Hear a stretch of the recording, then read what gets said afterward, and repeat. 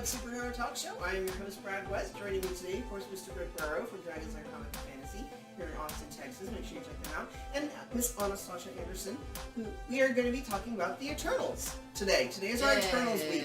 Eternals is the new movie by Marvel Cinematic Universe that is out in theaters right now. We saw it at the Bob Bullock Texas State History Museum, IMAX. Yes. If you're here in Texas, make sure you go to thehistoryoftexas.com. Check them out. It's really worth seeing it in IMAX, especially the largest laser IMAX here in Austin. I think in Texas, right? Well, I want to say that the next laser IMAX is up in Indianapolis, I think. Yeah. So last time I checked, which was granted a few years ago, the closest one was in Indianapolis. So it's a unique viewing experience, to say the least. It sure is. I mean, it projects over 1 million more colors than any other projection system. True black.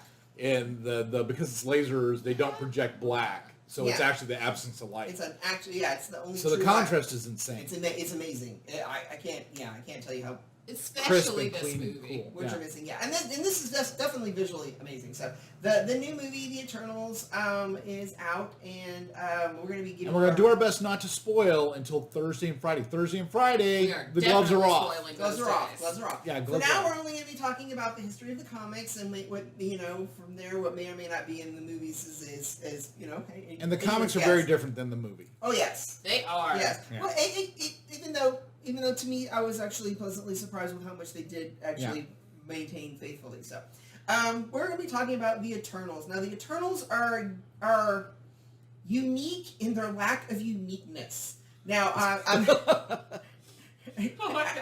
just going to be honest with you, everybody. Now, I will be honest and tell you right off the bat, we've talked about this for months, ever since they announced the Eternals. Yeah, we're going to make him tell this story. Since they announced the Eternals. We've heard it for 3 months now. For 3 months. Oh, no, Greg's heard this for a year. When they announced the Eternals was going to be a movie, my first thought was, why? Yeah. And I think a lot of people are, I think that's why that they're getting a lot of flack right now and a lot of bad reviews is because everybody's like, why Eternals? Why Eternals? Everybody was like, saying a lot of the same things about Guardians of the Galaxy, but a lot of us comic book fanboys were like, Rocket Raccoon? I'm freaking down, man. And to be fair, that wasn't the Guardians of the Galaxy movie was based on a relatively new, like literally less than 5-year-old concept of Guardians of the Galaxy. Yeah. The Guardians of the Galaxy that Greg and I grew up reading was set in the 300 years or something in the future, and it was basically the original concept for Guardians of the Galaxy. It was a future Avengers, like it's somewhere in time in the future. Like they learned that they colonized all these different planets and everything, and then there becomes a civil war. And it's kind of like Firefly in a sense that there's like lawlessness in the galaxy. Well, it's also really hilarious because in Guardians of the Galaxy 2, they actually bring the original Guardians of the Galaxy. They bring them back. Kind of. They make Sylvester Stallone's character was one of the originals. They make contemporary versions of them. Yeah. But those characters in the original comic because Yondu was one of the originals. Yondu was an alien from one of the planets that was settled. Yondu was from another planet. Each of them was like a different settlement of Earth or whatever, and then they formed together to make future Avengers. And then this one random kid who got like lost in space, Buck Rogers style, finds Captain America's shield and becomes Vance Astro, and ends up leading them, and then it all gets messy from there. But anyway, it wasn't until like literally like a couple years before they even started making the movie that this contemporary modern day versions of the Guardians of the Galaxy even existed, and they hodgepodge together other existing cosmic characters. Yeah. Rocket Raccoon was a thing, Groot was a thing, Star-Lord and Gamora were things. Just, separate things. Separate things. They weren't together. They weren't together, at all. I mean, for heaven's sakes, the first appearance of Rocket Raccoon was in the Hulk. In the Hulk. Mm-hmm. Yeah, and then Rocket Raccoon had his own four-issue miniseries, and so when I read the miniseries back in the 80s when I was in high school, I loved it. Yeah. You know, I loved Rocket Raccoon. So when I heard that they were going to do Rocket Raccoon, I was like, yeah. Well, yeah. Right. It's Like Drax and Gamora. I only remember reading after the original Infinity Gauntlet story. After the original Infinity Gauntlet, when Adam Warlock, who was the one who won, and he needed somebody to help him to protect the stones, and there was a book called the Infinity Watch, and he entrusted each of the stones to a different character, a different cosmic person, and so they became a new cosmic force. I remember reading that comic book, which had Gamora in it, and because she had the Strength Stone. Which one did she have? Crap, I don't remember. I remember, of course, Drax had the Power Stone. Drax had the Power Stone, and Gamora, what one did she freaking have? Well, this Anyway, show is about the Eternals, so we're going to skip out this was an Eternals episode. All right, It's like, Eternals. but yeah, no, especially given the circumstances, tell them the story so people can understand why people are confused. Why I'm kind of okay. So, iconic comic book creator Jack Kirby co-created a lot of Marvel Universe with Stan Lee back in the day when it was just getting started. And, of course, one of the biggest properties that he was involved with was Thor, the creation of Thor and the Asgardians. And he was responsible for the visual style of Thor and the elements and the mishmash of a kind of like classic the Shakespearean theatrical thing with like a modern technology kind of and it had this very specific kind of look and feel into it, and it became very popular. Now, the big thing I'm going to say really quickly is as we go through each of these, like Thor and his discs going down his body. Yeah, the discs show up everywhere. Everywhere. Well, hold on. Oh, yeah. Yeah, no. Circles are a thing for Jack Kirby. Jack Kirby, his style, especially when he was doing the Asgardians, was this circle and concentric geometry thing. In fact, that makes sense. In fact, there is an energy signature that he used to represent electricity, like when he would do it on Silver Surfer and all kinds of things. It is literally known as the Kirby Crackle. The Kirby Crackle, if you're an art student or a comic book student, it's called the Kirby Crackle, and it's made up of circles. Anna's looking it up. Yeah, and it's a very visual thing, and it's known in comic book design now as the Kirby Crackle. Oh, that's what that's called? That's what that's called for that reason. Oh. And it's all circles, right? Yeah. It's circles. And so anyway, so Kirby left himself some circles. Well, obviously, Stan Lee was like the front person, head of everything at Marvel, and he was like promoting everything, and then they were using his face for everything. But it ended up equating to him getting credit for everything. And a lot of creators, Steve Ditko, Jack Kirby, a couple others, they were kind of getting tired of getting pushed back on the back burner, and they're going, oh, why is Stan Lee getting all this credit? We co-created these things. I didn't, I'm just as responsible for Thor as I'm going to hop in here real quick and give a little backstory here. I know. You have to realize back in Atlas Comics when Jack Kirby was a creator and a penciler and did art and all that kind of stuff, and these other guys like Steve Ditko and all these guys, Stan Lee was the Gopher Boy. Yeah. He was the guy who was like going to get them coffee and stuff. So they didn't take but the he time was with him. related to the publisher. Yeah. And so he got kind of kicked up above them, and he became their boss. And Yeah, so, and so they weren't too pleased with it. Now, I am going to tell you, like, what I always tell people in my defense of it. It was a brilliant marketing strategy on Marvel's part. Yes. In that, they had a front man. It's like I always say, it's like, everybody knows who Steven Tyler is. But nobody knows who the drummer for Aerosmith is. It's like, name other people Name in the other band. people. I mean, mostly you know the lead singers and possibly the lead guitarists because that's the personality, and everybody benefits from it because also a lot of it comes down to charisma because Stan Lee was full of charisma. And he had it, and he was like, He was freaking brilliant because he, especially when they became Marvel Comics, and his editorials are just some of the best editorials I've ever seen in my life. He didn't deserve the position. We're just explaining to you at home why everybody else was kind of pissed. Right. I mean, Why people Excelsior, exactly. and So yes. Hello, true believers. So anyway, DC Comics, who had been long enjoying their top spot on the perch, and then Marvel's coming in and taking. DC goes, hey, you know what, guys, and this is to both Ditko and Kirby, and they're like, come to us, create for us, we'll give you like full billing, and so anyway, he goes over to DC Comics and creates what is called Jack Kirby's Fourth World.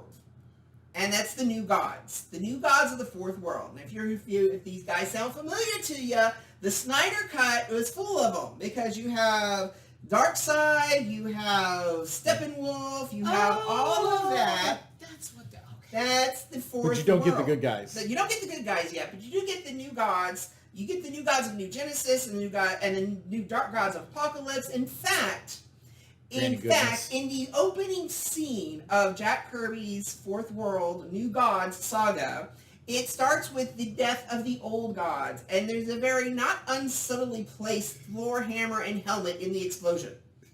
So the implication is that, you know, the old gods were like the Norse gods and the Greek gods and whatever, and then this is the new gods for the fourth world, the fourth set of gods or whatever.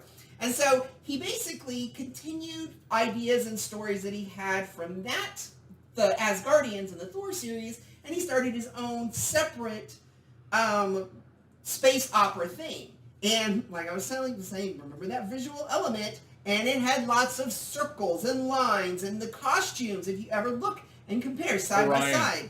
The Orion, definitely Orion, Mr. Miracle, all of them, their costumes favor the Asgardian costumes very much. Yes. Well, he had and originally the Eternals in the comic books were intended to occupy their own separate universe. They were not meant to be part of the main Marvel universe. And that's because the original New Gods were the same. The New Gods comic books, when they came out to DC, they weren't part of main DC continuity.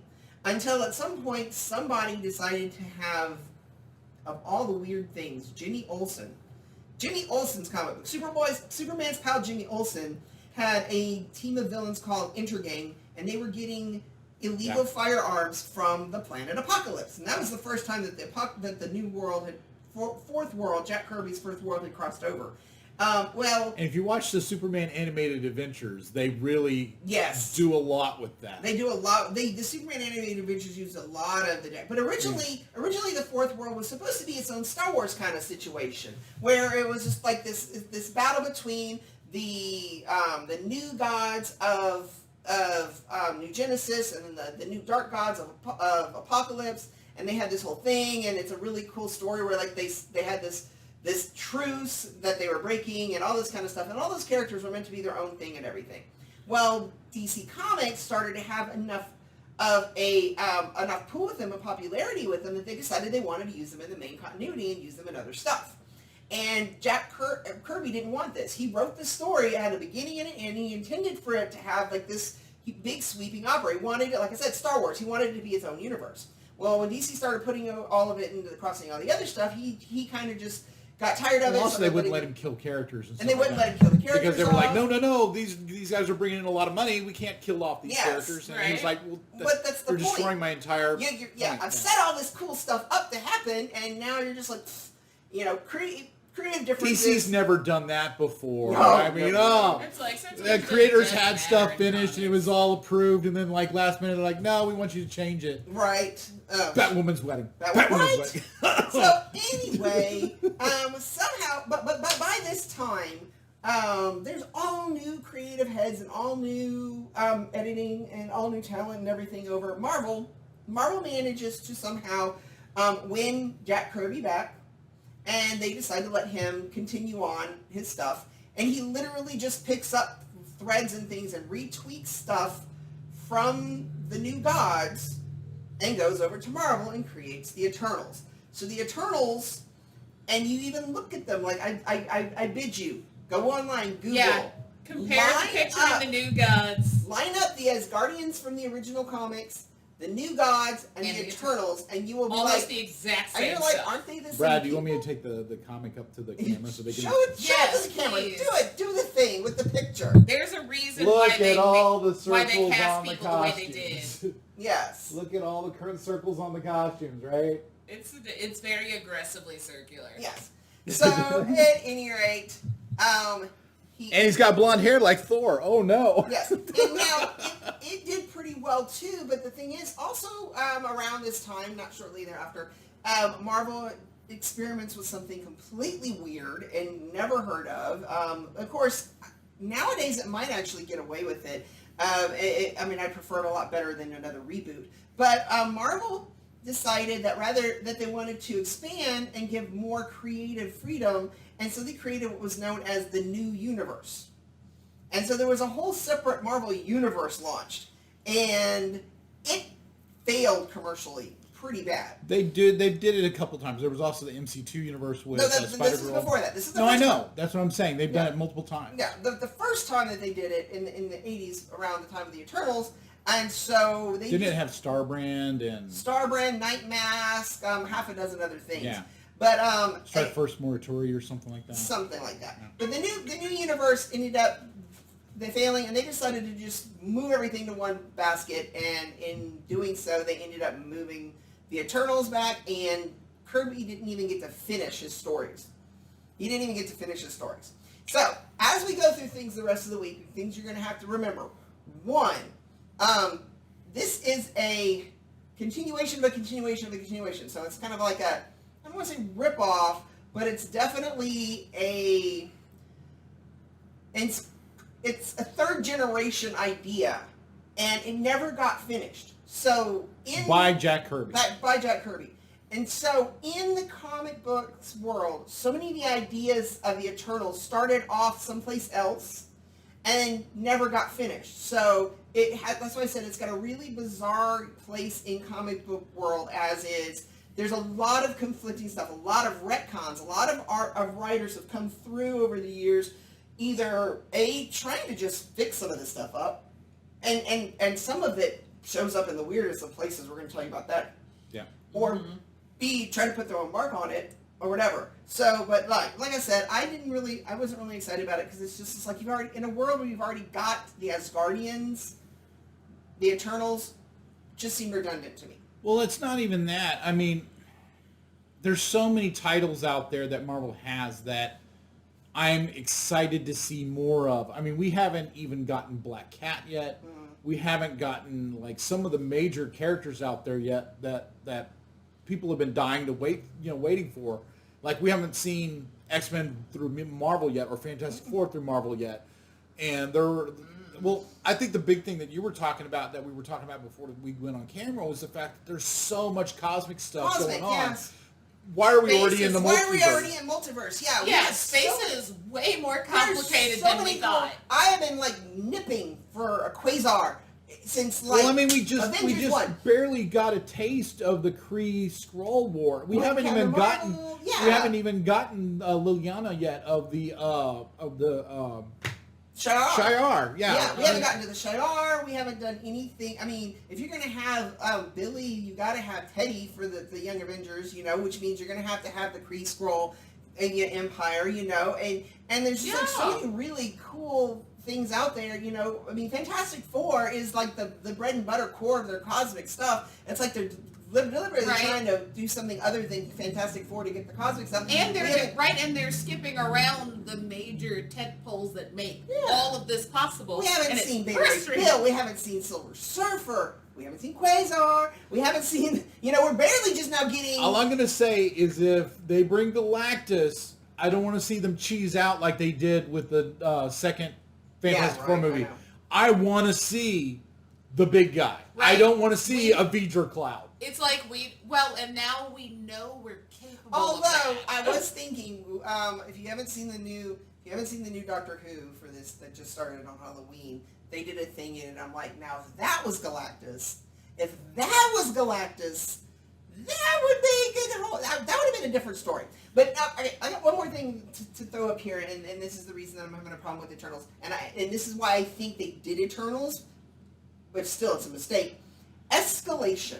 Here's my problem with superhero movie stuff. Right, power creep, same thing. Power creep. Can't power creep. It's rather than them going, okay, fine, we finally got to Thanos and that whole thing. Let's go back and start small and work our way up. No, they're like, well, how do we top that? And I'm like, why? What? It's a limited scope of mind to think that the only way audiences are going to be pleased is if you keep going bigger. Right. And I think that's why they picked Eternals, is because they wanted it to be something bigger. We're exploding out. Thanos, it took 20 movies to get there. Why they tried to do it Okay. Well, and it's not just that they're power creeping. It's like now we're figuring out they're doing multiple power creeps at once. So Yes. it's like we are now introduced space politics, which is very complicated. We've introduced the Kree Skull stuff, which is very complicated. We've introduced the multiverse. Yeah. Like, literally so many stressful things are happening at once, Yes, guys. And I mean, honestly, I mean, if they just left it to the Ant-Man and the way that Ant-Man escaped around, that used it as an escape around, and then like later down the road come back and start, okay. But yeah, there's also certain things that I'm hesitating to say because it's come to my attention that you have to be very careful about what you say, because if Marvel finds out that you're talking about certain things, if it's a really good idea and they were planning on doing it, they may change it because they don't want they were working with Disney was working with or working to try to get Lucy Lawless into the Star Wars universe, and then everybody was crying for Lucy Lawless to take over Gina Carano's role, and so they dropped off all talk of Lucy Lawless. You cowards! That's different. You That's cowards. different. The thing How is, dare you you. know, I'm not worried about like outsmarting Marvel. No, we're not trying to outsmart. But we're at the not same trying time, though. It's there's so many ways that things could go. Like I'm sure no matter what idea they come up with, there's like about 100 of us out there speculating. Yeah. Petty There's children. no way around that. That's unavoidable. Now, the Lucy Lawless thing, I agree, and I understand. You're right. I wouldn't want to give a really cool idea, and then Marvel go, okay, well, he figured it out. Let's like not do it because I mean. well, it's not I just would if love one it if y'all person. out there were sharing like this with it's enough not just people if that one person- everybody would go, oh, Brad said it, because that would make me happy. I'd be cool No, with that. it's not just if one person said it though. It's It was if- a whole crowd of people saying, know. "Oh, we want Lucy Lawless. We want Lucy Yeah, Lawless."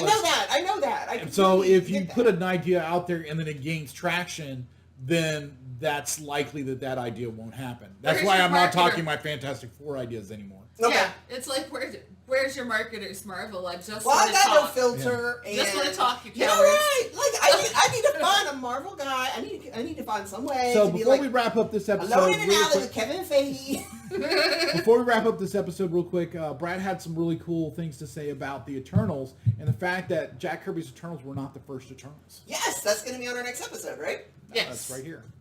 Oh, you put it on this one? I thought you put it on the second Because it one. worked with this. Oh.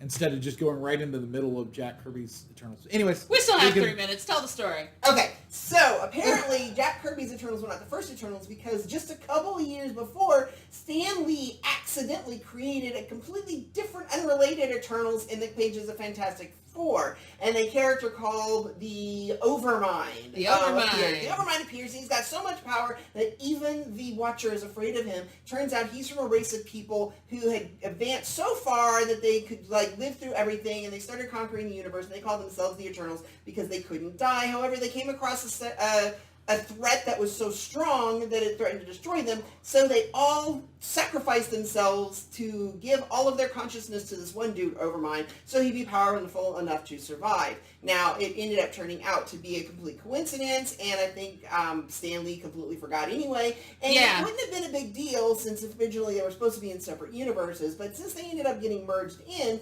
later on, Roy Thomas actually laid the seeds for having it be that that Overmind was from a different form of Eternals, and then and this was in the pages of what was it? Oh, Defenders, and then J.M. DeMatteis ended up writing the rest of his backstory in an episode of Quasar, an issue of Quasar, and I'll talk about Quasar some more when we get to the Uranians.